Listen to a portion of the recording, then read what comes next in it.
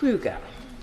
Madam Deputy Speaker, and I want to speak to the motion laid by my honourable friend for Northampton South relating to Lord's Amendment 5. And now I recognise that there is a genuine problem that the Lords, well, the original bill and the Lords have sought to address, and there is a real issue with harassment, with intimidation, with offensive behaviour directed at women who are going into abortion clinics. And I recognise that that requires policing, and that it's appropriate for the authorities to pay attention and to stop harassment and intimidation.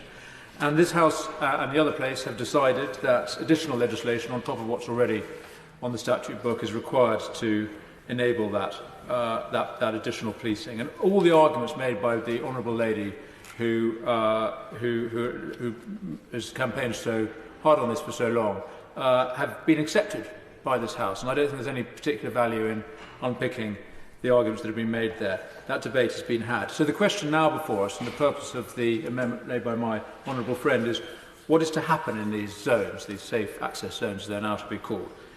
And I recognise the intention behind the Lord's Amendment, recognise the intention behind the original clause, but my concern is that in asserting a general principle of something that we do not want, and couching that desire for a general principle in very broad terms, we are making a momentous step. We are crossing an enormous river. Well, a very small river. The Rubicon was actually a very small stream, but it was a momentous step. And when we criminalise prayer or private thought, or indeed consensual conversations between two adults, we are doing something of enormous significance in our country and in our democracy and in a liberal facility. I'm happy to give way.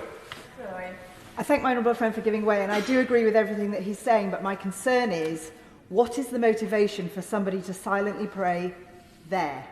What other motivation do they have other than to be seen by a woman who is at her lowest ebb going in for something which is not the best day of her life? In fact, it'll be one of the worst days of her life. Well, I absolutely recognise that. The difficulty is none of us can know what the motivation is, and we can even accept, as I'm sure the honourable lady suggests, that the motivation is pretty malign by her judgment. It might be a very well-intentioned prayer on her part, but I'm sure the inference the honourable lady is making, that the attempt is to dissuade the lady from accessing the abortion clinic, is genuine. That is no doubt what is going on. My concern is with the principle of this law, how it will be applied, and the precedent that it sets in our democracy. So my concern is that the bill authorises the police to ask exactly the question that the honourable lady just asked, which is to go up to a private citizen standing on a street corner, not overtly harassing anybody, and to ask the question that the police asked that lady in Birmingham, which is, what are you praying about? What is in your head at this time? They couldn't spot that she was doing anything offensive, but they concluded that she probably was thinking something that they disapproved of, and they took steps to arrest her.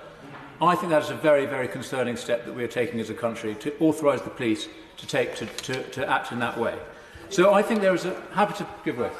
I'm grateful, and I utterly respect the sincerity of why people have moved this amendment and why my honourable friend is supporting it. And I was very pleased to see that the honourable gentleman for Antrim is against harassment. But that's the point about this amendment, because it doesn't say, and any person engaged in consensual communication or silent prayer shall avoid harassment. It says it shall not be taken as harassment. So however ostentatiously someone is praying, or however aggressively they are seeking to open consensual communication with an individual going to a clinic, it shall not be taken to be harassment. So it's a blank cheque for somebody to behave in a harassing way and then to defend themselves and saying, oh, but it says here, what I was doing shall not be taken as harassment. The behaviour that will not be taken as harassment is the private prayer. Other actions that may be taken, offensively obstructing somebody walking down the streets, I think was his suggestion earlier, that would come in scope. What should not come in scope is somebody thinking something in their head. That is the only defence that we are trying to insist upon, and I invite members to consider whether they want to pass a law that will ban people from thinking something. If there are other means by which harassment is taking place or obstruction, then that should come within scope, or it will come within scope of the law. So I don't think the intention is to stop people praying. I don't think that's what the honourable lady wants to do, or the government wants to do, any of us.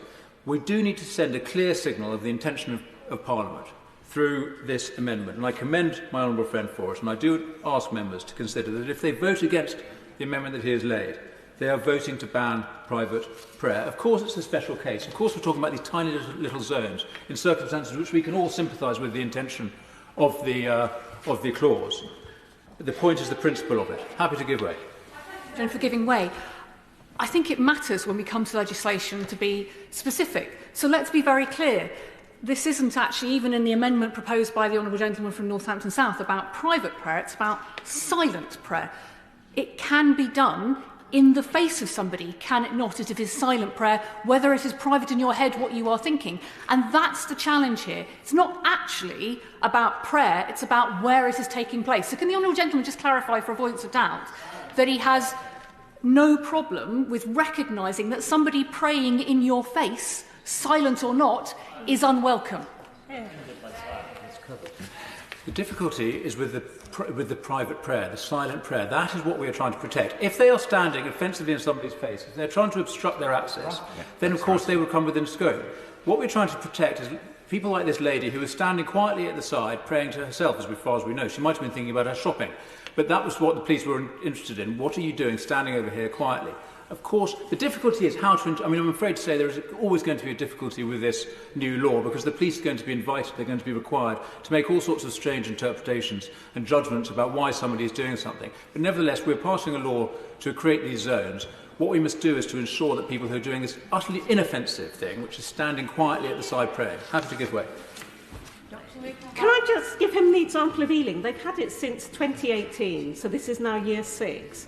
Only 3 breaches have occurred. None of them have resulted in a conviction because these people are usually law-abiding. There's only one that came close and it's still being legislated. I think it's probably sub judice, but it's because that was being done as a stunt. In reality, these things don't occur. People can pray elsewhere, and every Royal Medical College, the College of Obstetricians and Gynecologists, the BMA, all medical opinion supports this. Danny Kruger. Okay, well, I'll wind up, Madam Deputy Speaker, because I think the points have been well rehearsed. My concern is with the principle that we're setting here, and of course this is a case in which everybody must have sympathy with these women who need to protect them from harassment.